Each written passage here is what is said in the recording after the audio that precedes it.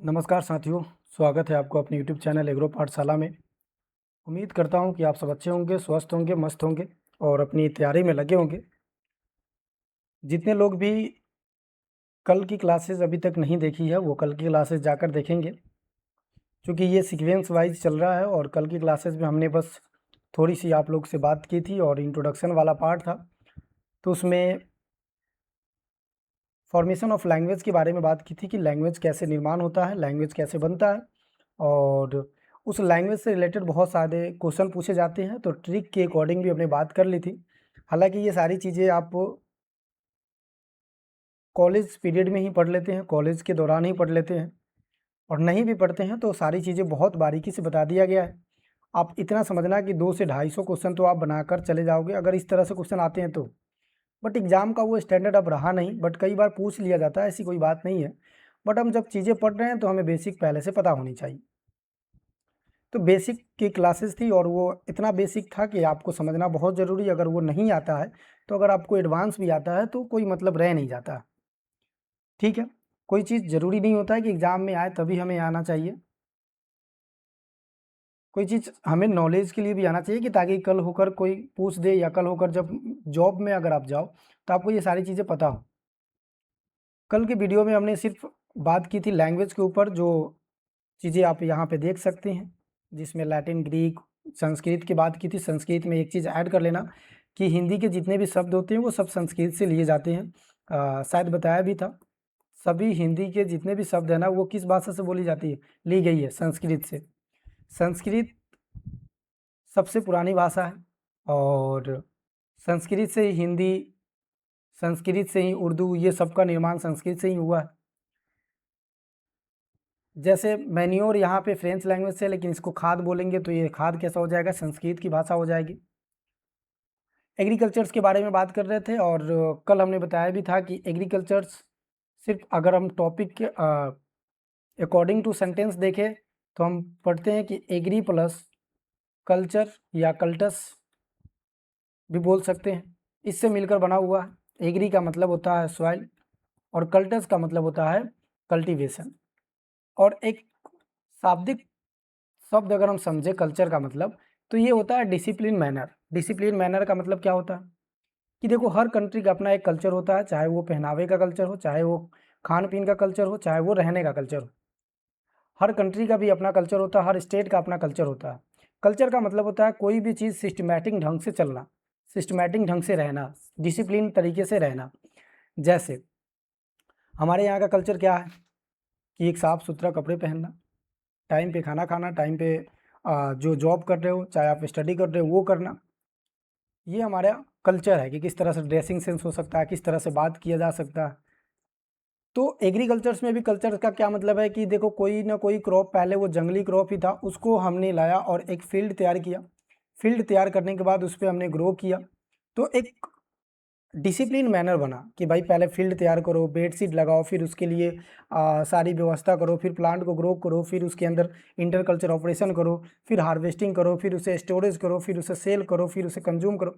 ये एक discipline manner है। तो कल्चर का मतलब ये होता है, लेकिन एक अर्थ में समझना चाहे, एक लैंग्वेज में समझना चाहे तो हम कह सकते हैं कल्टीवेशन, खेती करना कल्चर कहलाता है। अब खेती करना सिर्फ शब्द तो है नहीं, खेती करना बोल दिया और खेती करना हो गया। उसके लिए एक ढंग होगा, उसके लिए एक तरीका होगा, उसके लिए एक पैटर्न होगा।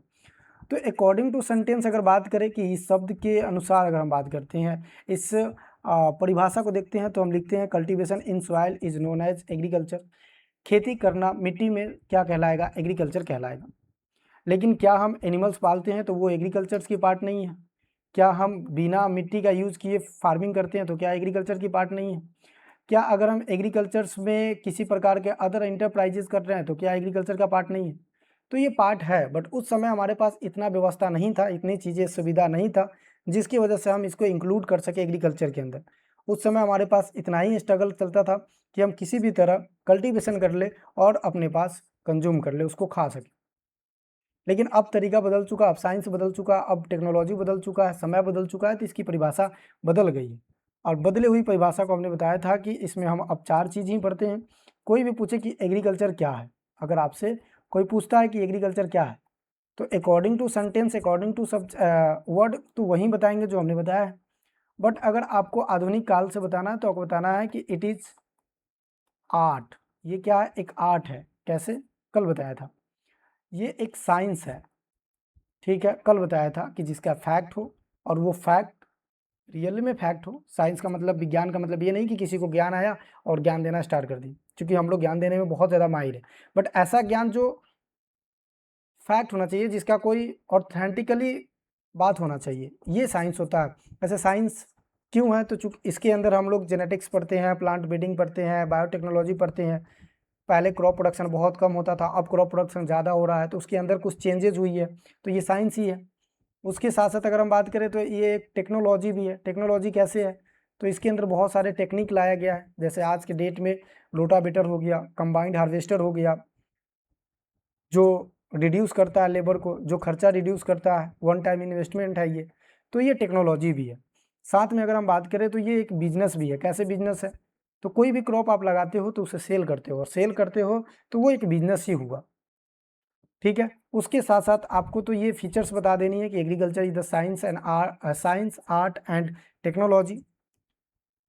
It is combined form of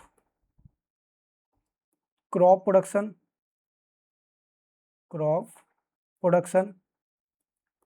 live stock and dairy farm. उसके बाद अगर हम बात करें तो सॉइललेस फार्मिंग, और अगर बात करें तो अदर इंटरप्राइजेज, ठीक है। ये 4 ब्रांचेज है और इसी से सारे ब्रांचेज बनेंगे। एग्रीकल्चर्स में अगर मैं टोटल बात करूं तो 22 ब्रांचेज है, और इस 22 ब्रांचेज को आज हम पढ़ने वाले हैं। इस 22 ब्रांचेज को सिर्फ ये 4 ब्रांचेज के ऊपर ही हम समझ लेंगे। कैसे? सबसे पहला ब्रांच की अगर हम बात करें, सबसे पहला ब्रांच की बात करते हैं क्रॉप प्रोडक्शन के बारे में। किसके बारे में? क्रॉप प्रोडक्शन के बारे में। और क्रॉप प्रोडक्शन समझने से पहले, मतलब क्रॉप प्रोडक्शन हम इस पर बात करें इससे पहले हमें क्रॉप समझ में आनी चाहिए कि क्रॉप क्या होता है। इससे पहले हमें क्या समझ में आनी चाहिए कि क्रॉप होता क्या है, जिसे हम फसल कहते हैं। देखो, क्रॉप समझने से पहले आपको वीड समझो। वीड यानी कि जिसे हम कहते हैं खरपतवार, ठीक है। देख लें थोड़ा सा ही। अब देखो एक चीज़ और, क्लासेस में आए हो तो आप पेशेंस बना के रखना। वो सारी चीज़ें हम डिस्क्राइब करेंगे और डेप्थ में पढ़ेंगे, चीज़ों को एक दूसरे से इंटर रिलेट करते हुए पढ़ेंगे, कि ताकि दोनों रिलेशन बना हो और दोनों चीज़ें हमें समझ में आए। वीड का मतलब होता है कि एक ऐसा क्रॉप, वीड एक क्रॉप हो सकता है। वीड भी अलग अलग प्रकार के होते हैं, एक तो होता है कम्प्लीटली ये वीड ही है, ठीक है। एक होता है कि ये क्रॉप था लेकिन किसी दूसरे क्रॉप के पास आ चुका है, तो ये रिलेटिव वीड हो गया, वोलेंट्री वीड हो गया। तो एक ऐसा क्रॉप जिसको हम ना तो सोइंग करते हैं ना तो हार्वेस्टिंग करते हैं, कोई मैनेजमेंट इसका नहीं करते हैं, खुद से ये ग्रो हो रहा है, अनवांटेड है, अनडिजायरेबल है, आउट ऑफ प्लेसेस है, तो इसे हम क्या कहेंगे? खरपतवार कहेंगे, जो हमें नुकसान देगा। बहुत माइनर ऐसे केसेस में होगा जो एडवांटेज दे सकता है, बाकी ये नुकसान ही देकर जाएगा। क्रॉप हम किसे कहते हैं? क्रॉप हम इसे कहते हैं कि जहाँ पे हम सोइंग करते हैं और हार्वेस्टिंग करते हैं, और सोइंग हार्वेस्टिंग के बीच में जितने भी इंटरकल्चर ऑपरेशन होते हैं वो सारे अपनाते हैं, इंटरकल्चर ऑपरेशन होते हैं।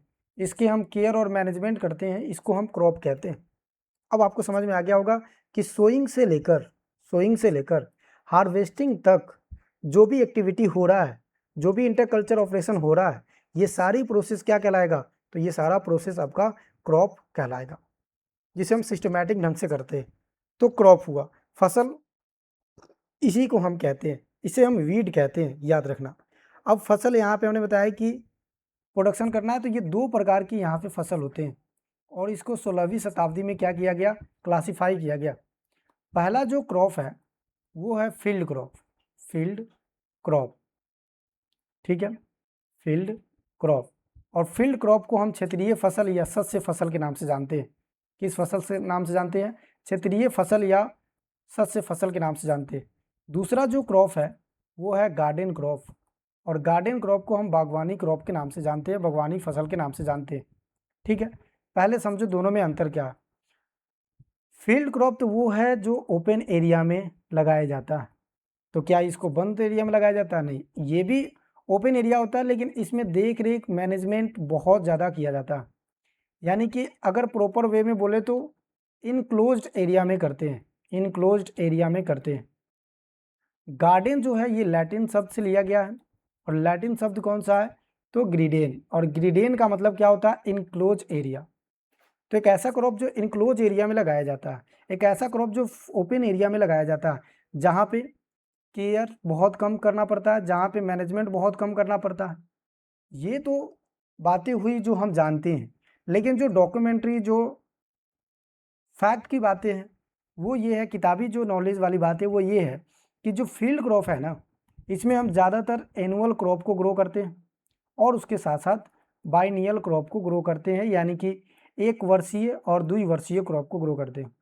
लेकिन गार्डन में हम हमेशा पेरेनियल क्रॉप को ग्रो करते हैं, और उसके साथ साथ बाइनियल जैसे वेजिटेबल्स वगैरह हो गया। लेकिन ज़्यादातर किसे ग्रो करते हैं, पेरेनियल क्रॉप को ग्रो करते हैं। अब जो फील्ड क्रॉप है ना मेरे भाई, उसको हम एग्रोनॉमी पढ़ते हैं, एग्रोनॉमी में पढ़ते हैं।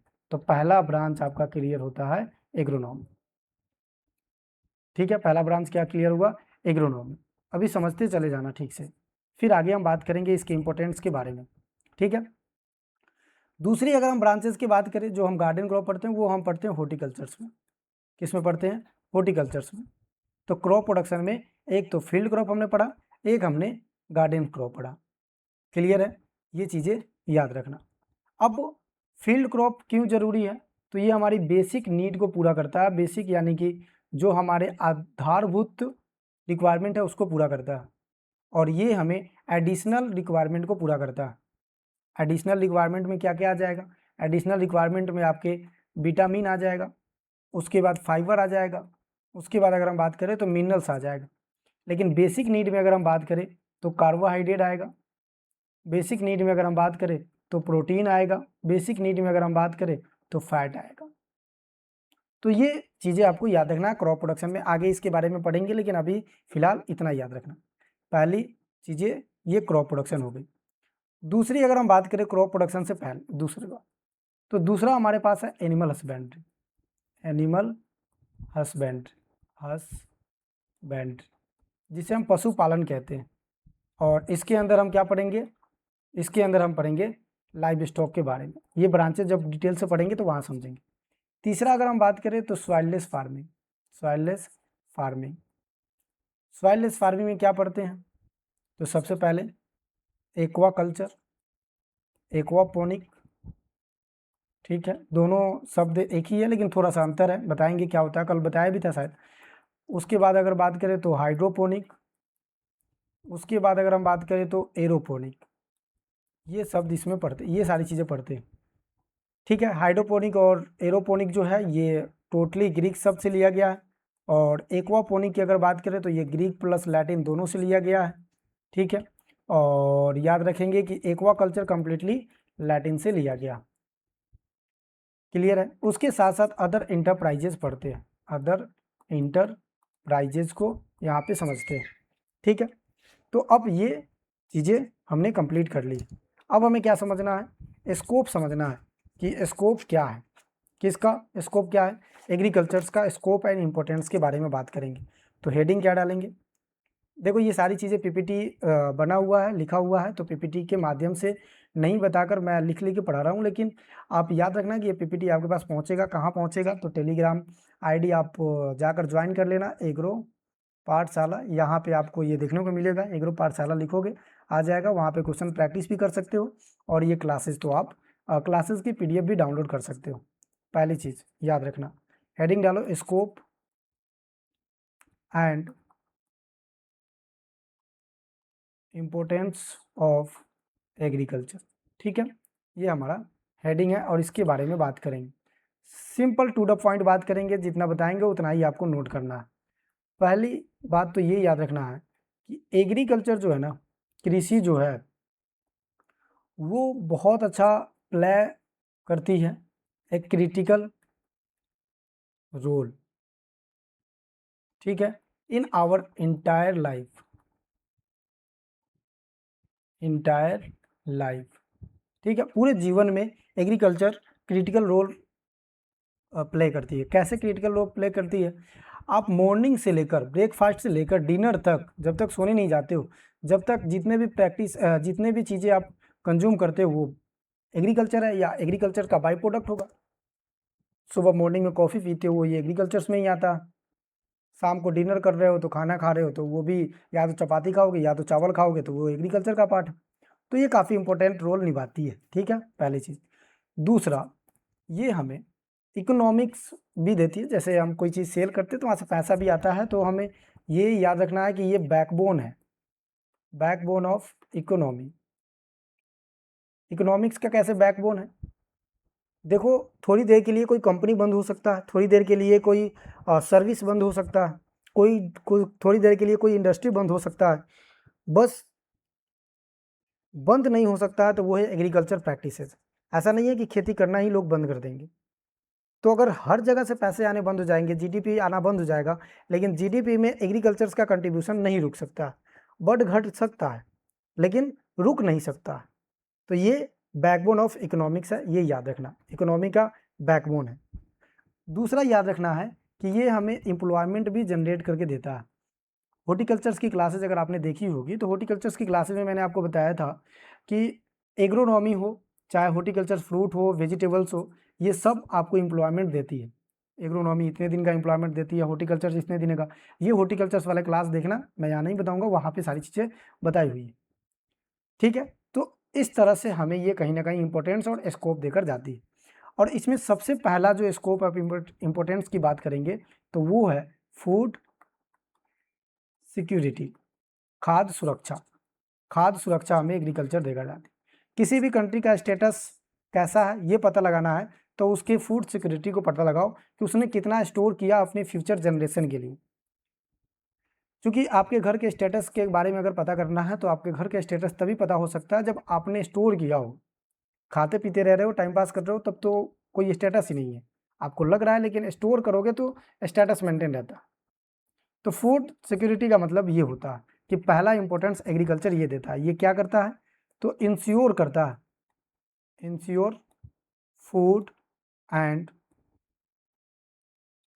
न्यूट्रिशन सिक्योरिटी, ठीक है। पहली बात ये याद रखना। कैसे? देखना, जैसे एक लिस्ट बना लो, लिख लो कि नंबर 1 इन वर्ल्ड, इंडिया में नंबर 1 कौन कौन सी प्रोडक्शन है जिसमें हम लोग बहुत आगे है और उसका फूड सिक्योरिटी हमें इंश्योर बहुत ज़्यादा है। जैसे कि नंबर 1 में याद रखना राइस, पिछले साल हम 2 नंबर पे थे लेकिन अभी 150 मिलियन टन प्रोडक्शन हुआ और हम लोग फर्स्ट नंबर पे हो गए, उसके बाद चाइना।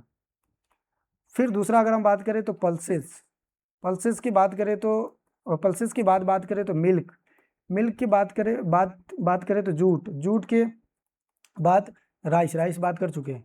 उसके बाद मसाला, इसी मसाला के लिए तो अंग्रेज आए हुए थे। उसके बाद बात करें तो पोल्ट्री, ठीक है, ये भी 2 प्रकार के होते हैं। एक 85% जो पोल्ट्री होता है वो कमर्शियल पोल्ट्री होता है और 15% जो होता है वो बैकयार्ड होता है, मतलब जो घर पे रख के पालते हैं लोग, ठीक है। उसके बाद ये नंबर 1 है इसमें। उसके बाद अगर हम बात करें फ्रूट में, तो फ्रूट में और वेजिटेबल्स में हम लोग नंबर सेकेंड पे है। कितने नंबर पे है? सेकेंड पे है, ठीक है। तो अब सेकेंड नंबर को भी देख लेते हैं। नंबर सेकेंड, सबसे पहले आपको याद रखना है वेजिटेबल्स एंड फ्रूट। लेकिन आप जानते हैं कि अपवाद हर जगह होते हैं। अपवाद की अगर हम बात करें तो हम लोग मैंगो में सबसे आगे हैं एरिया और प्रोडक्शन में। बात करें तो बनाना में सबसे आगे है। बात करें तो पपाया में सबसे आगे है। बात करें तो ब्रिंजल में सबसे आगे है। और बात करें तो ओकरा में नंबर 1 है, ठीक है। ये क्या है? अपवाद है, तो ये नंबर 1 की श्रेणी में आ जाएगा, नंबर 1 की श्रेणी में। इधर वेजिटेबल्स और फ्रूट, सिंपल पूछे कि वेजिटेबल्स फ्रूट, तब दूसरे नंबर पे, ठीक है। चलो, और एक चीज़ याद रखेंगे कि जब हमारी क्लास आप देख रहे हो तो बहुत बारीकी से देखना, पेशेंस रख के देखना, वो चीज़ें करवा देंगे जो आपने कभी सोचा नहीं होगा। और ऐसा नहीं है कि सिर्फ सब्जेक्ट के रिगार्डिंग ही बात करेंगे, कभी कभी आउट ऑफ सब्जेक्ट भी जा सकते हैं। जैसे देखो, ये नहीं बताते तो काम चल जाता है, लेकिन यहाँ पे हमने बताया कि चूंकि इससे क्वेश्चन भी पूछे जाते हैं और साथ में हम पढ़ रहे हैं तो एक दूसरे से इंटर रिलेक्ट होकर पढ़ना ही चाहिए। कई बार हम देखते हैं बच्चे जब सॉइल साइंस पढ़ते हैं तो उसमें अगर एग्रोनॉमी का कोई बात बता दो तो सर सॉइल साइंस पढ़ा रहे थे एग्रोनॉमी, भाई एग्रीकल्चर का ही पार्ट है। अगर एग्रीकल्चर पढ़ते और इंग्लिश का बात बताने लग जाते तब जाकर आपको दिक्कत होना चाहिए था। ठीक है, तो ऐसे पढ़ना आप लोग। सेकेंड नंबर की अगर बात करें तो पहला तो वेजिटेबल्स एंड फ्रूट हो गया। दूसरे नंबर पे अगर हम बात करें तो ग्राउंडनट और सीरियल्स में बात करें तो आप याद रखना सीरियल्स में क्या आ जाएगा, वीट, जो सेकेंड नंबर पे है। ठीक है, उसके बाद आप याद रखना कॉटन प्रोडक्शन में। ठीक है, इधर नंबर 1 वाले पे एक और लिख लेना, मिलेट्स भी लिख सकते हो, मिलेट्स। ठीक है, इसमें हम लोग नंबर 1 पे। क्लियर। तो पहला जो इसके स्कोप है इंपॉर्टेंस है वो है फूड सिक्योरिटी। दूसरा अगर हम बात करें, देखो ये सारी चीज़ें यहाँ पे लिखी हुई है, लेकिन मैं आपको सिंपल वे में लिख कर बता रहा हूँ, और आप चाहें तो पीपीटी से पढ़ सकते हैं, आप चाहें तो जो लिख कर बता रहे हैं वो लिख सकते हैं, बस आपको पढ़ना है। दूसरा जो इम्पोर्टेंस एंड स्कोप की बात करें तो याद रखेंगे कंट्रीब्यूशन टू जीडीपी। जीडीपी यानी कि ग्रॉस डोमेस्टिक प्रोडक्ट, इसमें कंट्रीब्यूशन एग्रीकल्चर का है, कितना है देख लेते हैं। देखो जीडीपी का मतलब क्या होता है कि अपने ही घर से कितने रुपये बन रहे हैं, अपना घर मतलब इंडिया से। अब इस इंडिया में मान लेते हैं कोई विदेश का कंपनी हो लेकिन इंडिया में ही है, तो यहाँ से जो टैक्सेस आएंगे, यहाँ से पैसे आएंगे, वो भी किस में जुड़ेगा, जीडीपी में। किसी दिन जीडीपी का भी क्लास लेंगे तो उसमें बता देंगे, फिलहाल इतना समझो कि जीडीपी का मतलब क्या होता है। ग्रॉस का मतलब होता है पूरा, total domestic product, gross domestic product. अब मान लेते हैं कि 100 रुपीज़ जीडीपी है, तो कहाँ कहाँ से पैसा आएगा इंडिया से, ये देख लेते हैं। तो इसके लिए एक पाई डायग्राम बनाएंगे। ठीक है, अब देखना इसमें अगर सबसे पहला अगर हम बात करें ना, सबसे ज़्यादा और सबसे पहले अगर हम बात करें, इस तरह से 3 सेगमेंट से पैसे आते हैं अपने जीडीपी के साथ। जैसे सबसे पहला प्राइमरी सेक्टर, जहाँ से क्या मिलता है भाई जी, रॉ मटेरियल मिलता है, रॉ मटेरियल। अब प्राइमरी सेक्टर एग्रीकल्चर, बताएंगे कितना परसेंट है। ये क्वेश्चन पूछा हुआ है पिछले साल NACL के एक एग्जाम होता है उसमें पूछा गया। दूसरा अगर हम बात करें तो वो होता है इंडस्ट्री, और इंडस्ट्री को हम क्या कहते हैं, तो सेकेंडरी सेक्टर कहते हैं। ठीक है, और तीसरा जो होता है इंडस्ट्री, जहाँ पे मैन्युफैक्चरिंग वगैरह होता है, तीसरा जो होता है वो होता है सर्विस सेक्टर, इसको हम टर्सरी सेक्टर के नाम से जानते हैं। अब कितना कंट्रीब्यूशन देता है ये आपको याद रखना है। अपने एग्रीकल्चर्स में बात करें तो 16 से लेकर 18%, कितना परसेंट, 16 से 18%। एग्जैक्ट अगर हम बात करें तो 17.5%, 17.5%।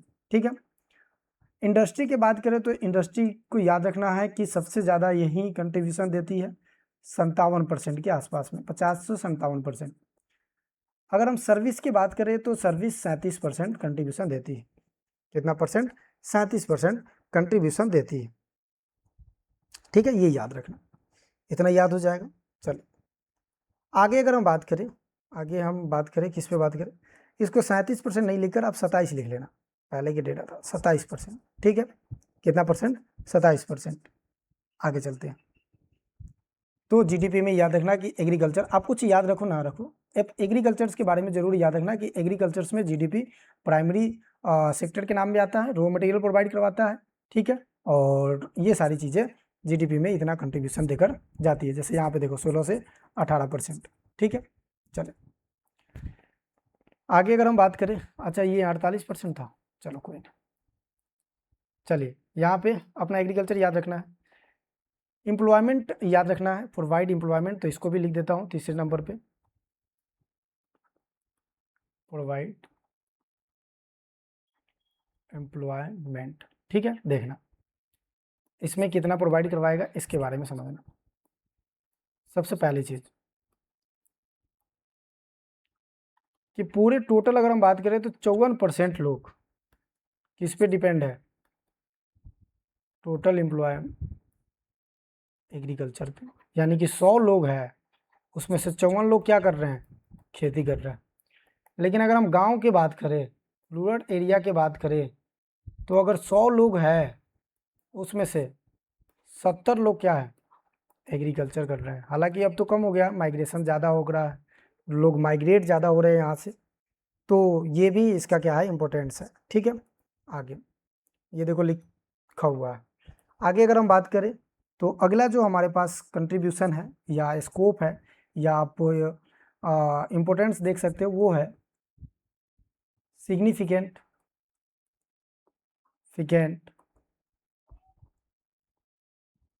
Contribution in countries export. दो चीज़ें होती है, इंपोर्ट का मतलब इन मतलब अंदर अपने देश में लाना इंपोर्ट, और दूसरे देश में ले जाना एक्सपोर्ट। ठीक है, एक्स मतलब बाहर, बाहर की तरफ ले जाना। अब जैसे कि इसमें अगर हम बात करें तो 13% एक्सपोर्ट किया जाता है। ठीक है, जितने भी एक्सपोर्ट होते हैं उसमें से 13% पैसे एक्सपोर्ट से हम लोग कमाते हैं। जैसे मान लो 100 रुपया कमाना है, उसमें एग्रीकल्चर्स की बात करें, उसमें से एक्सपोर्ट करके हमने कितना कमाया, 13 रुपीज़ कमाया। एक्सपोर्ट में क्या क्या करेंगे भाई, तो एग्रीकल्चर से ही करेंगे, तो रॉ मटेरियल क्या करेंगे, रॉ मटेरियल जैसे कि टेक्सटाइल, जैसे कि सिल्क, जैसे कि राइस, और जैसे कि रबर, और जैसे कि ईटीसी। ठीक है, तो ये भी याद रखना, ये 13% वाला बात है ना, ये याद रखना, काफ़ी इंपॉर्टेंट है, यहाँ से क्वेश्चन पूछे जाते हैं। अब है हमारे पास एलाइड सेक्टर।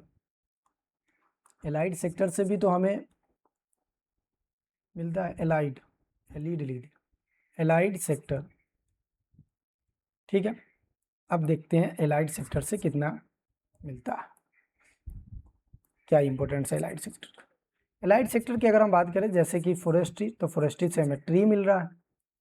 ठीक है, फॉरेस्ट्री से ट्री मिल रहा है और ट्री ज़्यादा लगा हुआ है तो ग्लोबल वार्मिंग को रोक रहा है, क्योंकि जो एटमॉस्फेयर से कार्बन डाइऑक्साइड की परसेंटेज बढ़ने से, इधर से भी कार्बन डाइऑक्साइड की परसेंटेज बढ़ने से प्लांट क्या करता है, कार्बन डाइऑक्साइड को एब्जॉर्ब करता है, जिसे हम क्या कहते हैं, कार्बन सब्स्टिट्यूशन कहते हैं। तो फॉरेस्ट्री भी बहुत ज़रूरी है।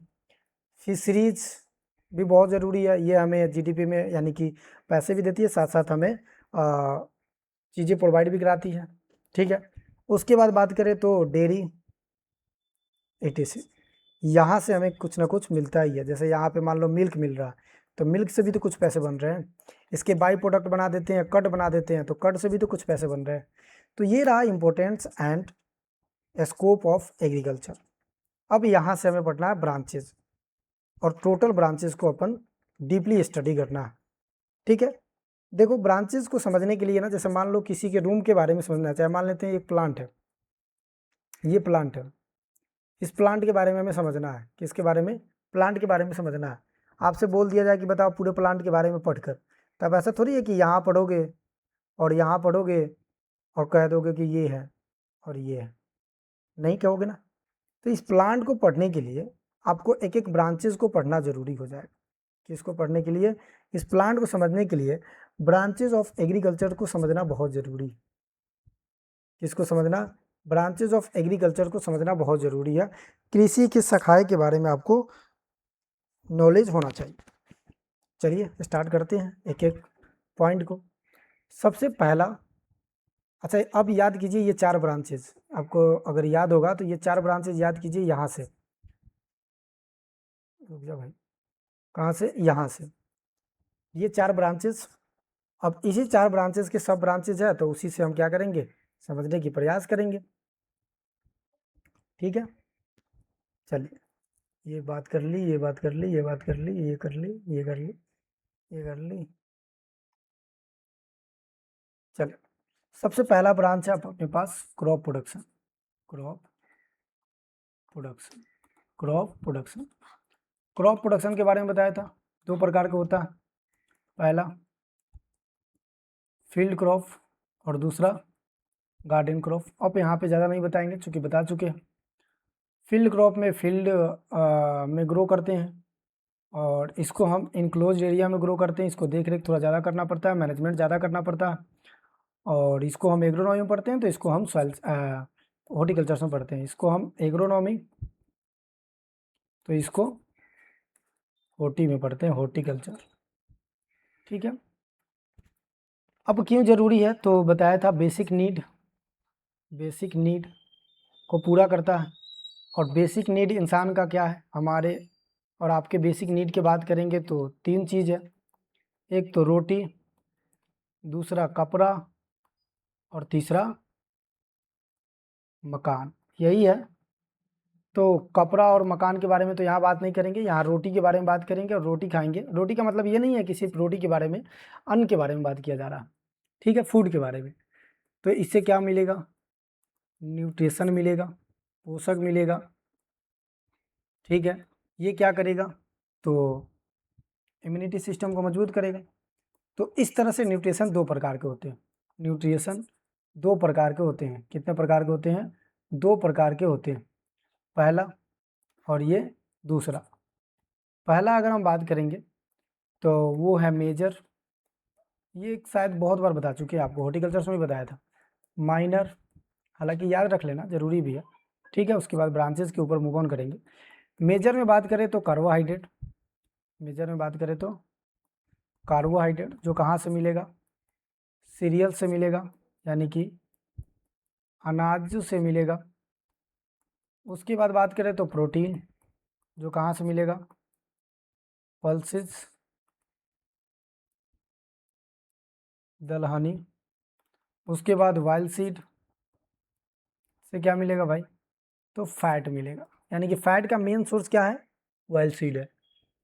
अब शरीर में पहले कार्बोहाइड्रेट कंज्यूम होता है, फिर जो स्टोरेज फैट है उसमें कंज्यूम होता है, फिर प्रोटीन में होता है। प्रोटीन लास्ट स्टेज है, अगर प्रोटीन से एनर्जी लेना स्टार्ट कर दे तो शरीर क्या हो जाएगा, ख़त्म होना स्टार्ट हो जाएगा, ठीक है। तो ये तो लास्ट स्टेज है। तो ये सब तीनों जो है ये कहाँ से मिलता है भाई, तो ये फील्ड से मिलता है, फील्ड क्रॉप यानी कि एग्रोनॉमी से मिलता है, इसलिए ये इंपॉर्टेंस भी है। अगर इधर हम बात करें, इधर तो ये है माइनर, और माइनर में क्या चाहिए, तो विटामिन चाहिए, मिनरल्स चाहिए और फाइबर चाहिए। अगर माइनर्स की कमी हो जाती है तो कहीं ना कहीं आपको डिसऑर्डर देखने को मिले। जैसे आप एक डिसऑर्डर के बारे में जानते हो, नाइट ब्लाइंडनेस, रतौंधी जिसे कहते हैं, किसकी कमी से होती है, विटामिन ए की कमी से होती है। तो ये क्या है, माइनर है। न्यूट्रिशन, मिनरल्स, फाइबर, फाइबर तो डाइजेशन के लिए बढ़िया होता है और ये ज़रूरी भी है। कंप्लीट फूड तभी हो पाएगा जब माइनर और मेजर दोनों आप कंज्यूम करोगे। कंप्लीट फूड तभी हो पाएगा जब मेजर और माइनर दोनों कंज्यूम करोगे। और कंप्लीट फूड हम मिल्क को भी बोलते थे कंप्लीट फूड, चूँकि इसके अंदर मेजर और माइनर सारे थे। लेकिन इसमें क्या चीज़ नहीं था, तो विटामिन अभी भी है, विटामिन सी की कमी है और आयरन की इसमें कमी है। बाकी मिल्क को हम कंप्लीट फूड इसलिए कहते हैं क्योंकि उसके माइनर न्यूट्रिशन और मेजर न्यूट्रिशन दोनों होते हैं। तो इधर एग्रोनॉमी और इधर हॉर्टिकल्चर से मिलेगा। अगर कोविड-19 की बात करें 2019 में जो आया था, कोविड स्टार्ट लास्ट के 19 में, तो 20 ही मानो, ठीक है। तो 20 से लेकर 22 तक, 21 जो था वो बहुत क्रिटिकल स्टेज था, तो 21 में पता लगा, 20 भी क्रिटिकल था, कि भाई जिस भी इंसान के अंदर इम्यूनिटी सिस्टम बहुत कमज़ोर है वैसे इंसान क्या हो जा रहे हैं, मतलब उसके प्रभाव में आ रहे हैं, कोरोना के प्रभाव में। तो लोगों को लगा कि यार वेजिटेबल्स एंड विटामिन्स वगैरह हमें खाना चाहिए, फ्रूट वगैरह खाना चाहिए। इसलिए एज फॉर एफ AO देखेंगे, फूड सेफ्टी ऑफिसर, तो इन्होंने 2021 में international year of fruit and vegetables बनाया। FAO की अगर हम बात करें तो फूड एंड एग्रीकल्चर ऑर्गेनाइजेशन है, जो 1945 में रोम, इटली में क्या होता है, एस्टेब्लिशमेंट होता है। क्लियर, इतना तो आपको क्लियर ही होगा, तो ये समझ में आ गया ना। चलो, और फ्रूट एंड वेजिटेबल्स को एक चीज़ और लिख लेना भाई, फ्रूट प्लस वेजिटेबल्स को हम प्रोटेक्टिव फूड के नाम से जानते हैं।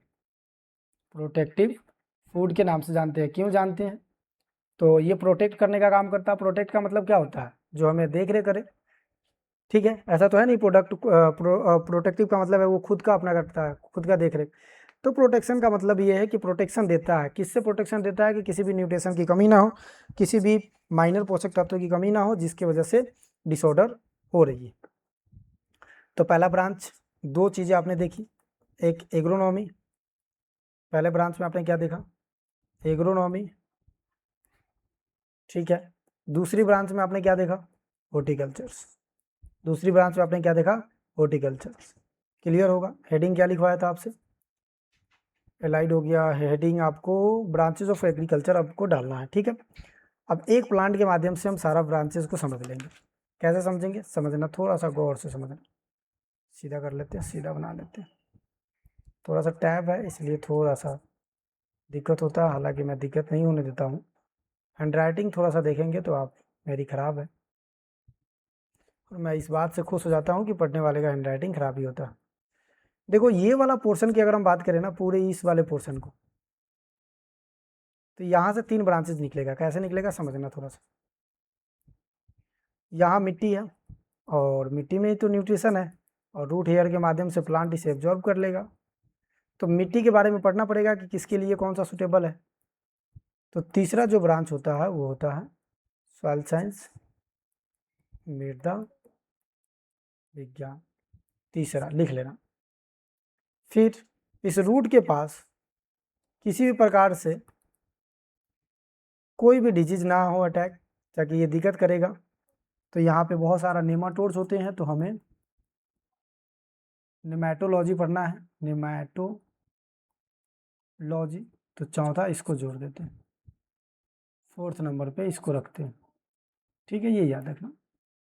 फिर इस पूरे प्लांट को यहाँ से लेकर और यहाँ तक, ये पूरे प्लांट को स्टडी करना होता है, तो हम प्लांट फिजियोलॉजी में पढ़ते हैं।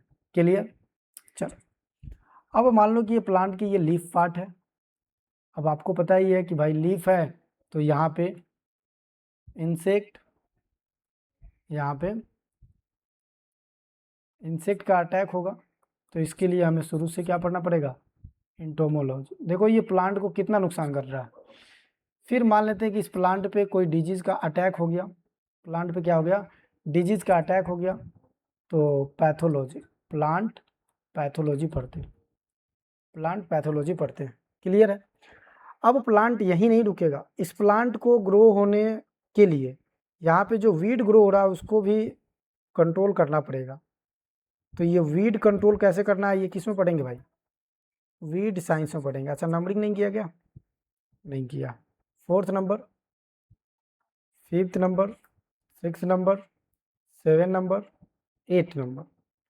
अब इस प्लांट के बारे में, इसके जीनोम में कोई बदलाव कर दिया, मान लो कि ये प्रोडक्शन सही नहीं दे रहा, इसमें कोई जेनेटिक मॉडिफाई क्रॉप बना दिया, कोई डिजीज लग रहा है उसके लिए रेजिस्टेंट बना दिया, तो ये सारी चीज़ें हम बायोटेक्नोलॉजी में पढ़ते हैं। किस में पढ़ते हैं, बायोटेक्नोलॉजी।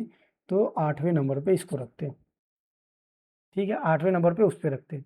अब ये प्लांट ग्रो हुआ होगा तो पहले ये सीड रहा होगा, सीड रहा होगा तो कैसे ग्रो हुआ, जर्मिनेशन परसेंटेज क्या है, जर्मिनेशन क्या होता है, जर्मिनेट कैसे करता है, ये सब पढ़ने के लिए हम सीड टेक्नोलॉजी या फिर सीड साइंस पढ़ते हैं। तो ये कितने नंबर का हो गया, 9th नंबर। अभी देखते चले जाना, ये सिर्फ क्रॉप प्रोडक्शन की ही ब्रांचेज है और क्रॉप प्रोडक्शन के बारे में ही अभी तक बता रहे हैं। इसके आगे हमने अभी कोई डिस्कशन नहीं किया इसके रिगार्डिंग, ठीक है। और वीड को मारना, पैथोजन को मारना, इंसेक्ट को मारना, नेमाटोड्स को मारना, एक पेस्ट के माध्यम से, एक वस्तु के माध्यम से, उसे हम पेस्टिसाइड कहते हैं, ठीक है। पेस्ट का मतलब होता है कि कोई भी ऑर्गेनिज्म जो किसी दूसरे ऑर्गेनिज्म को या मेन ऑर्गेनिज्म को इरिटेट कर रहा है उसे हम पेस्टिसाइड कहते हैं, ठीक है। और पेस्टिसाइड याद रखना कि साइड लगा हुआ है तो कौन सा भाषा होगा, लैटिन होगा। हालांकि पेस्ट भी देखेंगे तो किस शब्द से लिया गया, लैटिन शब्द से लिया गया। क्लियर है जी, क्लियर है, ठीक है। ये चीज़ें हुआ, कितने ब्रांच हो गए, तो यहाँ पे 8। एंटोमोलॉजी नहीं जुड़ा क्या, अच्छा जोड़ लिया था, 9 ब्रांचेज हो गए। अभी और ब्रांचेज देखना है। अब दूसरा स्टार्ट होता है, जो अपना ब्रांचेज है वो है एनिमल हस्बेंड्री, एनिमल हस्बैंड, जिसे हम पशु पालन कहते हैं। और इसमें हम क्या पढ़ते हैं, तो लाइव स्टॉक के बारे में पढ़ते हैं, लाइव स्टॉक के बारे में पढ़ते हैं एंड डेयरी फार्म के बारे में पढ़ते हैं। अच्छा, लाइव स्टॉक और एनिमल हस्बेंड्री में क्या अंतर है, सिंपल समझ ला, ये पूरे एनिमल हस्बेंड्री है, एक छोटा सा पॉइंट लाइव स्टॉक, और ये पूरा क्या है, तो एनिमल हस्बेंड्री, पूरा क्या है, तो एनिमल हस्बेंड्री। क्लियर है। तो एनिमल्स के बारे में इसमें बात करेंगे। अब अगर हम बात करें एनिमल्स हस्बेंड्री के बारे में, तो ये लैटिन शब्द से लिया गया। मैंने बोला भी था कि जो लार्ज एरिया आपको दिखाई देना उसको बताना कि ये लैटिन शब्द से लिया गया। तो एनिमल्स क्या एक ही जगह होता होगा, नहीं, तो लैटिन शब्द से लिया गया है। किससे लिया गया है, तो दो वर्डों से मिलकर बना है, एनिमस प्लस हस्बैंड। ठीक है। एनिमल्स का मतलब क्या होता है, एनिमल्स का मतलब होता है लाइव स्टॉक, और लाइव स्टॉक का मतलब क्या होता है, मीन्स क्या होता है, तो ऑल, इसे ऑल्सो डोमेस्टिकेट्स एनिमल्स के बारे में इसमें हम पढ़ते हैं। तो यहाँ पे हेडिंग डाल लेना, डोमेस्टिकेट एनिमल्स के बारे में पढ़ेंगे। किसके बारे में, डोमेस्टिकेट एनिमल्स के बारे में पढ़ेंगे। यहाँ पे क्या पढ़ोगे, कहाँ पे, तो यहाँ पे लाइव स्टॉक हो गया। हस्बैंड का मतलब क्या होता है, पहले समझना। हस्बैंड जिसका बैंड बजता हो, ठीक है, हस्बैंड है, यहाँ लिखा हुआ है ना बैंड, तो बैंड बजने वाला हस्बैंड होता है। हस्बैंड का मतलब होता है कि वो अपने वाइफ को केयर करता है। केयर का मतलब है कि उसके देख रेख करना, उसकी जो रिक्वायरमेंट है उसको फुलफिल करना, उसको आप कहीं से लाए हो तो उसकी हर वो ज़रूरत पूरा करना जो उसकी ज़रूरत है।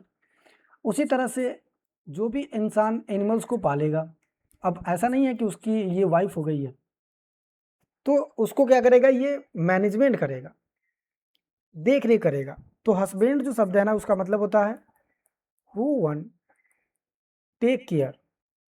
हु वन टेक केयर का मतलब है कि जो उसे देख रेख कर रहा है, देख रेख कर रहा है मतलब वो सिर्फ ये नहीं देखेगा काली है, गोरी है, सांवली है, वो ये देखेगा कि इसको रखना कहाँ है, इसको भोजन कैसे देना है, इसको किस प्रपोर्शन में रखना है, कितने रेशियो में रखना है, कितने भोजन देना है मंथली का। ये सब किसके पार्ट है, तो मैनेजमेंट का पार्ट है। किसके पार्ट है, मैनेजमेंट का पार्ट है। तो अभी हमें क्या समझ में आया, अभी दो चीज़ें समझ में आया। एक तो समझ में आया एनिमस, और दूसरा समझ में आया हस्बैंड। दूसरा क्या समझ में आया, हस्बैंड। एनिमल्स, एनिमस का मतलब है लाइव स्टॉक। क्या है, लाइव स्टॉक। हस्बैंड का मतलब है हु कैन, या who one take care, who can नहीं, हु वन टेक केयर। ठीक है, समझते जाना, बहुत इंपॉर्टेंट है। ठीक है, ये याद रखना। अब ये जो लाइव स्टॉक है ना, लाइव स्टॉक, यहाँ इसका क्या मतलब है समझना। लाइव स्टॉक का मतलब है कि डोमेस्टिक एनिमल्स, डोमेस्टिक एनिमल्स। अब डोमेस्टिक एनिमल्स की बात करेंगे तो कौन कौन सी डोमेस्टिक एनिमल्स है, जैसे कि काऊ, जैसे कि बुफैलो, जैसे कि पीग, जैसे कि सीप, और जैसे कि स्वाइन, जिसे सुअर, जिसे पीग भी कहते हैं। ठीक है, अच्छा लिख चुके हैं। जैसे कि कैमल, जैसे कि गोट, बकरी, ये सब क्या है, ये सब डोमेस्टिक एनिमल्स है। तो इसको हम क्या करेंगे, हेयर करेंगे। तो ये क्या कहलाएगा, डोमेस्टिक एनिमल्स कहलाएगा। ये क्या कहलाएगा, लाइव स्टॉक कहलाएगा। ठीक है, ये याद रखना, डोमेस्टिक एनिमल्स के बारे में इसमें हम पढ़ने वाले हैं। अगर आप देखेंगे तो अपने पास जो पॉपुलेशन है एनिमल्स का, ठीक है, जो 20वीं सेंसस हुआ है उसके अनुसार जनगणना हुआ है, तो 535.78 मिलियन अपने पास क्या है, एनिमल्स है। जिसमें से काऊ का अलग है, बुफैलो का अलग है। ये बात करेंगे कितना एनिमल हस्बेंड्री में। यहाँ सिर्फ ब्रांचेस देख रहे हैं तो थोड़ी बहुत चीज़ें पढ़ते हुए भी चलेंगे, थोड़ी बहुत चीज़ें समझते हुए भी चलेंगे। एनिमल्स के बारे में ये याद रखना है आपको। इधर हु वन टेक केयर का मतलब है मैनेजमेंट, सिंपल हम कहे तो मैनेजमेंट, मैनेजमेंट बोले तो प्रबंधन। अब मैनेजमेंट में क्या, मान लो कि कोई एनिमल्स है, मान लेते हैं, एक मिनट, मानने में क्या जाता है, मान लेते हैं कि कोई एनिमल्स है, यानी कि पशु है, उसको आपको रखना है। तो सबसे पहले आप क्या करोगे, उसको मैनेजमेंट करना है, कहीं से खरीद के लाए हो उससे प्रोडक्शन लेने के लिए। तो सबसे पहले जो आप करोगे ना, वो आप करोगे कि घर बनाओगे। क्या बनाओगे, उसके लिए घर बनाओगे कि भाई ये घर है, हाउस बनाओगे कि एनिमल्स इसमें रहेगा। तो हाउस मैनेजमेंट, हाउस आपने बना दिया, ठीक है। हाउस बनने के बाद इस एनिमल्स को रखने के लिए जगह तो हो गया भाई, तो यहाँ पे रख दो। अब ऐसा तो है नहीं कि सिर्फ एनिमल्स को रख दोगे उससे काम हो जाएगा, उसको क्या चाहिए, उसको चाहिए भोजन। तो उसको चाहिए क्या, राशन। इस एनिमल्स को क्या चाहिए, राशन। तो दूसरा राशन मैनेजमेंट। अब सिर्फ राशन से भी तो काम नहीं चलेगा, राशन से भी काम नहीं चलेगा, तो आगे क्या करेंगे, आगे इसके हेल्थ पे कोई दिक्कत ना हो, तो हेल्थ मैनेजमेंट। चूँकि लालची लोग हैं हम लोग, उससे प्रोडक्शन लेना है। जैसे मान लो काऊ हमने रखा है तो मिल्क के लिए रखा होगा, तो इससे प्रोडक्शन लेना है। जैसे हमने पोल्ट्री फार्म लगाई है तो एक प्रोडक्शन के लिए लगाई है। उसके बाद इसमें ब्रीडिंग करवाना है, तो ब्रीडिंग मैनेजमेंट भी इसी में पढ़ते हैं, समझ रहे हो। ठीक है, रहने के लिए हो गया, खाने के लिए हो गया, उसकी बर बीमारी के लिए हो गया, ब्रीडिंग के लिए हो गया, and other management, other management. ठीक है, ये एनिमल्स में पढ़ते हैं। अपने पास कितने एनिमल्स हैं, तो 535.78 मिलियन अपने पास एनिमल्स है। किसके अनुसार, तो 20वीं जनगणना कब हुआ था, 2019 में। कितना परसेंट बढ़ा है, 2012 में जब हुआ था तो उसे 4.6% का इंक्रीजेज हुआ है पॉपुलेशन में एनिमल्स के। ठीक है, याद हो जाएगा, ये याद कर ही लेना। दूसरी ब्रांचेज भी क्लियर हो गया, जिसमें लाइव स्टॉक के बारे में और उसके डेयरी फार्म। अब डेयरी फार्म क्या है इसके बारे में बता देता हूँ। डेयरी फार्म, कोई एनिमल्स है, उस एनिमल्स का मिल्क और बाई प्रोडक्ट ऑफ मिल्क, इसको स्टडी करना क्या कहलाएगा, डेयरी फार्म कहलाएगा। सिंपल, डेयरी फार्म कहलाएगा। समझ में आ गया। जैसे मान लेते हैं कि एनिमल से हमें क्या प्राप्त हुआ, मिल्क। इस मिल्क में हमने स्टार्टर डाला, और स्टार्टर डालने के बाद इस मिल्क में हमने स्टार्टर डाला, और स्टार्टर डालने के बाद इसको हमने क्या बना दिया, कर्ड बना दिया, दही बना दिया। तो इसके बारे में भी इसी में पढ़ेंगे। इसमें हम घी के बारे में पढ़ेंगे, इसमें हम खोआ के बारे में पढ़ेंगे, इसमें हम मेवा के बारे में पढ़ेंगे, इसमें हम गुलाब जामुन के बारे में पढ़ेंगे, इसमें आइसक्रीम। बहुत मज़ा आएगा जब डेयरी फार्म आपको पढ़ाएंगे तो, और बहुत इंटरेस्टिंग भी है। तो ये चीज़ें आपको याद रखनी है। अब हमें परिभाषित करना है एनिमल हस्बेंड्री को। एनिमल हस्बेंड्री को क्या करना है, परिभाषित करना है। तो अब इसको परिभाषित हमें करना होगा। चलो, कैसे परिभाषित करेंगे समझते हैं पहले। इट इज, क्या हुआ, it is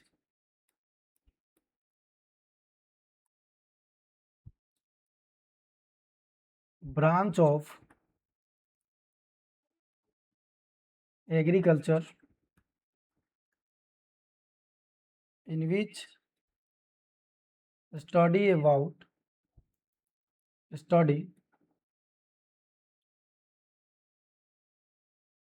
rearing and management, जैसे हाउस, राशन, हेल्थ, डिजीज, हालांकि हेल्थ में ही आ जाएगा, और उसके साथ साथ other management, breeding for more benefit of farmer. क्या कहलाएगा? एनिमल हस्बेंड्री कहलाएगा। इसको याद रखना, क्या कहलाएगा? एनिमल हस्बेंड्री कहलाएगा। क्लियर हो गया? चलिए, एक ब्रांचेज क्लियर होगी। दूसरी ब्रांचेज की तरफ आते हैं। किसकी तरफ? दूसरी ब्रांचेज सॉइल साइंस की तरफ आते हैं। सॉइल साइंस दूसरी ब्रांच क्या है? Soil science.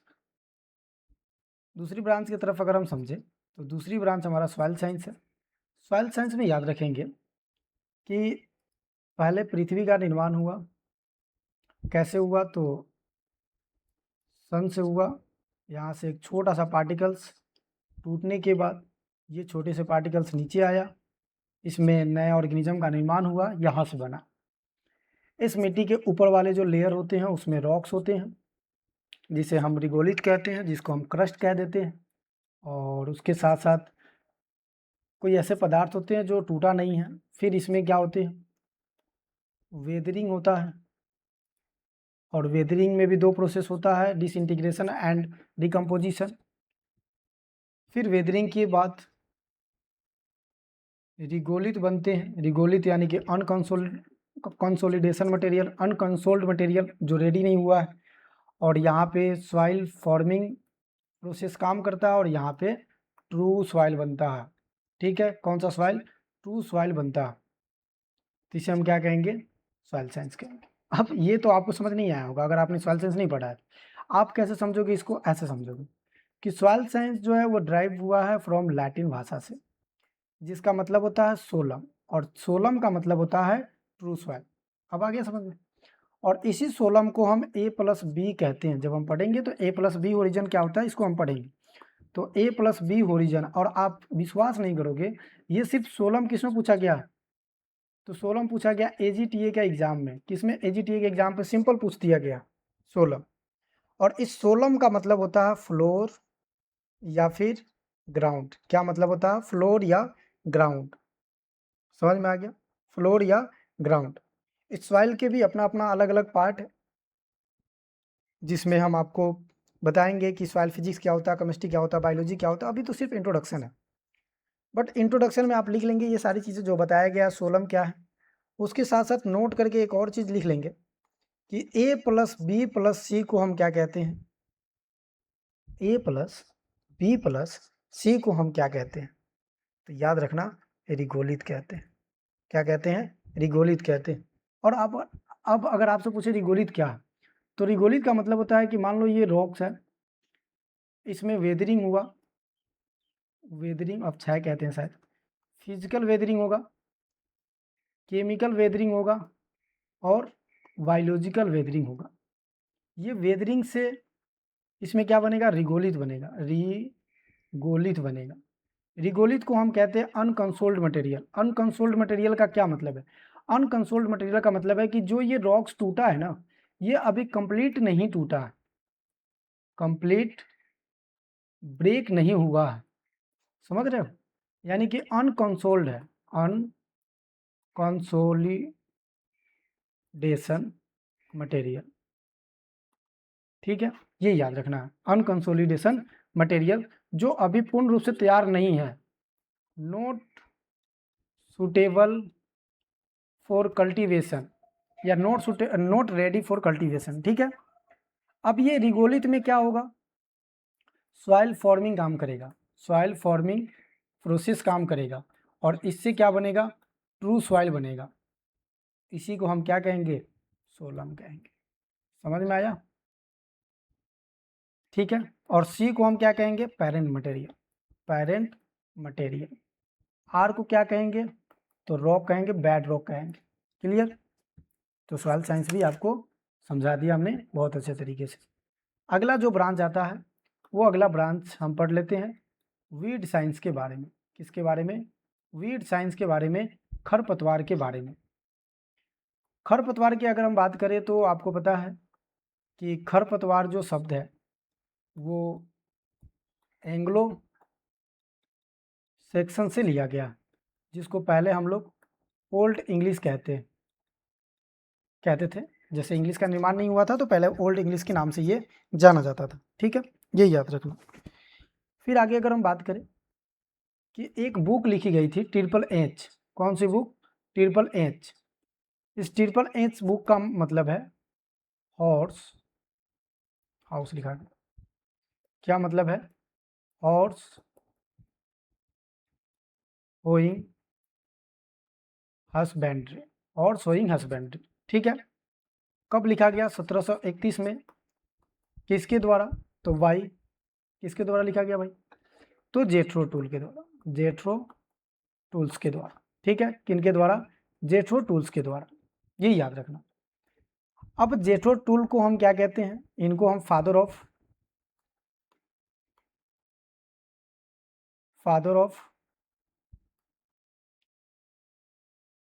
टीलेज और वीड साइंस के फादर भी कहते हैं, वीड साइंस के फादर कहते हैं। और आपसे पूछे कि टर्म याद रखना है, जीरो टीलेज, जीरो टीलेज किसने दिया था? तो इन्होंने दिया था, लेकिन फादर इनको नहीं कहेंगे। फादर जीरो टीलेज हम किनको कहेंगे? यहाँ पे थोड़ा सा लिख लेना, जीरो टीलेज अगर हम फादर की बात करें तो याद रखना जेवी ट्रिपलेट, ठीक है, ये याद रखना। तो वीट साइंस में इतना ही आपको समझना है, इतना ही आपको पढ़ना है। हालांकि ये तो ब्रांचेस बता रहे हैं ना, आपको आगे और बताएंगे। वीड्स में ये याद रखना कि कोई भी प्लांट है, जैसे मान लो ये फील्ड है, यहाँ पे कोई क्रॉप लगा हुआ है, इस क्रॉप के आसपास में वीड आ जाएगा, आसपास में वीड आ जाएगा, तो इसी को वीड कहेंगे। और वीड को हम क्या कह सकते हैं? तो हम कह सकते हैं अनवांटेड, ठीक है, मतलब इसकी ज़रूरत नहीं थी, इसकी चाह नहीं थी, अनडिजायरेबल, अनडिजायरेबल, ठीक है। एंड हम और क्या कह सकते हैं? आउट ऑफ प्लेस, ठीक है, ये क्या होगा? वीड हो जाएगा। तो उम्मीद करता हूँ कि आपको समझ में आ चुका होगा। ये क्लासेस 9 से 10 क्लासेस में ये कंप्लीट हो जाती है। आगे चले, चलो अगला ब्रांच की बात करते हैं। अगले ब्रांच के ऊपर अगर हम चलते हैं तो अगला ब्रांच हमारा सीड टेक्नोलॉजी आता है। सीड टेक्नोलॉजी, सीड टेक्नोलॉजी का मतलब है, देखो सीड टेक्नोलॉजी और सीड साइंस, तो सीड साइंस एक बहुत बड़ी समुंदर है, उसके अंदर एक छोटी सी कुआं है, सीड टेक्नोलॉजी, सीड टेक्नोलॉजी। और ये क्या है? Seed science. सिंपल, किसी भी सीड में उसके मॉडिफिकेशन करना, उसके बारे में पहचानना, उसको सही बनाना, सीड टेक्नोलॉजी का काम है। सीड साइंस मतलब complete study of seed, seed science कहलाएगा। समझ रहे हो? तो सीड साइंस की छोटा सा branch seed technology. Seed technology में हमें क्या पढ़ना है? सीड्स के बारे में, कि व्हाट इज सीड। अब व्हाट इज सीड, तो सीड पढ़ने से पहले हमें समझना पड़ेगा फ्लावर स्ट्रक्चर, फ्लावर स्ट्रक्चर। अब फ्लावर स्ट्रक्चर समझाएंगे तो वहाँ पे ये सारी चीज़ें बताएंगे कि भाई यहाँ पे ये 3 प्रकार के सेल है, ये है, वो है। फिर इसमें फर्टिलाइजेशन होगा, पहले पोलिनेशन होगा, पोलिनेशन के बाद जो मैच्योर ओव्यूल है वो क्या बनेगा? सीड बनेगा। जो मैच्योर ओवरी है वो क्या बनाएगा? फ्रूट बनाएगा। अब मैच्योर ओवरी कैसे सीड बनाया है, इसके बारे में सीड साइंस में पढ़ेंगे। इस सीड का स्ट्रक्चर कैसे है, जैसे कि इंडोस्पर्म होता है जो, उसके बाद इसमें हम पढ़ते हैं एम्ब्रियो होता है, जिसे हम टीनी प्लांट, फ्यूचर प्लांट के नाम से जानते हैं, सीड कोट होता है। तो ये सारी चीज़ें हम सीड टेक्नोलॉजी में पढ़ने वाले हैं। अब अगला ब्रांच हमारे पास आता है प्लांट पैथोलॉजी, प्लांट पैथोलॉजी। क्या आता है अगला ब्रांच? Plant pathology. अब प्लांट पैथोलॉजी की बात करें तो इसको एग्रीकल्चर्स की भाषा में, एग्रीकल्चर्स की भाषा में क्या कहते हैं? Phyto pathology. अब आपको समझ में आ गया होगा, फाइटो पैथोलॉजी। फाइटो मतलब प्लांट, पैथो मतलब डिजीज, और लॉजी मतलब स्टडी करना। तो ये क्या हो जाएगा? प्लांट पैथोलॉजी हो जाएगा। क्या हो गया? नाच कैसे रहे, ठीक है। तो ये स्टार्ट याद रखना, चलो ऐसे ही याद रख, प्लांट पैथोलॉजी फाइटोपैथोलॉजी के नाम से जानते हैं।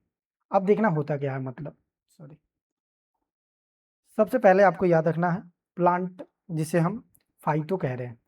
फाइटो, फाइटो जहाँ पे भी शब्द है, जैसे आप हाइड्रो सुनते हो तो हाइड्रो का मतलब क्या होता है? वाटर। उसी तरह से फाइटो जहाँ पे भी सुनो प्लांट, सिंपल, समझ में आ गया। दूसरा याद रखना, पैथो, पैथो का मतलब होता है डिजीज, पैथोस का मतलब होता है एलिमेंट्स, पैथोस का मतलब होता है सफ़र या सफरिंग, नहीं कहते हैं कि इससे हम सफरिंग कर रहे हैं। और logy to indicate of science या स्टडी, ये क्या कहलाएगा, पैथोलॉजी कहलाएगा। पैथोलॉजी में हम डिजीज़ के बारे में, उसके डिजीज़ स्ट्रक्चर के बारे में पढ़ते हैं, लेकिन सिंपल अभी इतना समझ लो। और एक चीज़ लिख लेना, फादर ऑफ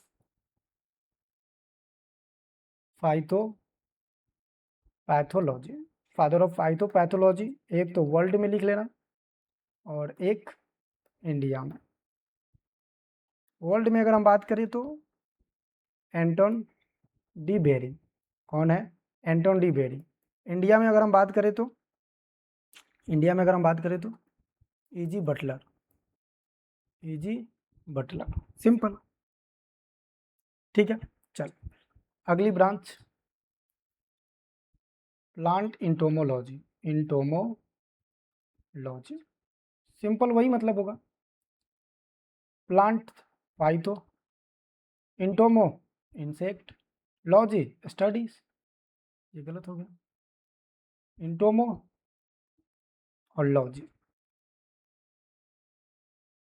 ठीक है। चल बस कोई भी प्लांट है उसके ऊपर इंसेक्ट के बारे में पढ़ना, अब इंसेक्ट के बारे में पढ़ेंगे। मान लो ये इंसेक्ट है, ऐसे बना लेते हैं, ये इंसेक्ट है तो इसके हेड के बारे में पढ़ेंगे, इसके थोरेक्स के बारे में पढ़ेंगे, इसके एब्डोमेन के बारे में पढ़ेंगे। ये क्या होगा, हेड होगा, ये क्या होगा, थोरेक्स होगा, ये क्या होगा, एब्डोमेन होगा, ठीक है। हेड में ये क्या होगा, एंटीना होगा, इसके बारे में बात करेंगे। तो स्टडी ऑफ इंसेक्ट ये क्या कहलाएगा, इंटोमोलॉजी कहलाएगा। क्या कहलाएगा, इंटोमोलॉजी कहलाएगा, ठीक है। फादर ऑफ इंटोमोलॉजी लिख लेना, किर्बी को कहते हैं, ठीक है, यानी कि विलियम किर्बी, डब्ल्यू किर्बी भी कह सकते हो, विलियम किर्बी को कहते हैं फादर ऑफ इंटोमोलॉजी। अगला ब्रांच देखे क्या, चलो टाइम हो गया, आधा ब्रांच जो बचा हुआ है, आधा क्या कुछ ही बचा होगा, ये कल की क्लासेस में डिस्कशन करेंगे। बाकी क्वेश्चन प्रैक्टिस के लिए और ये पीपीटी के लिए कहाँ जाओगे, मैं बता देता हूँ आपको, एग्रो पाठशाला टेलीग्राम चैनल पे, इंस्टा आईडी भी अपने पास सौरभ 3.0009, ठीक है। यहाँ पे डीएम कर सकते हैं, यहाँ पे आप क्वेश्चन प्रैक्टिस कर सकते हैं, और ज़्यादा दिक्कत पड़े तो व्हाट्सएप पे आप इस नंबर पे मैसेज कर सकते हैं, 8076 92 18 23, ठीक है। चलिए तो आगे की बात हम कल की क्लासेज में करेंगे। बाकी इतना क्लासेज आज की हो गई है, और ये पीपीटी मैं सेव कर लेता हूँ, ये चीज़ें मैं आपको पहुँचा दूँगा, प्रोवाइड करवा दूँगा। बाकी आप डेली पढ़ो, नोट्स बनाओ, और अपन डिस्कशन करते रहेंगे। और इसी तरह से कोई डाउट आता है तो मैसेज कर देना कमेंट बॉक्स में। बाकी इतने क्लासेस आज के लिए बहुत हैं, चलिए।